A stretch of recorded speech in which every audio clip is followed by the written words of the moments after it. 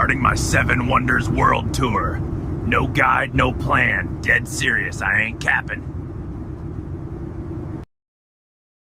Built to keep invaders out. Still couldn't keep me out, bruh. I climbed over like it's leg day. Tourists be like, wow, history. Bro, you just blocked the view with your crusty flip-flops. Knocked on the door, nobody answered. Is Indiana Jones home or what? I'm trying to rob, appreciate history. This was spiritual, bro. Or maybe I'm just dying from the altitude.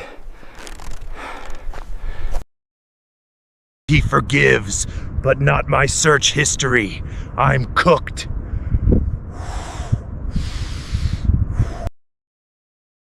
Rome had emperors. Now it's just influencers fighting over angles. He built this for his dead wife. I can't even get a text back.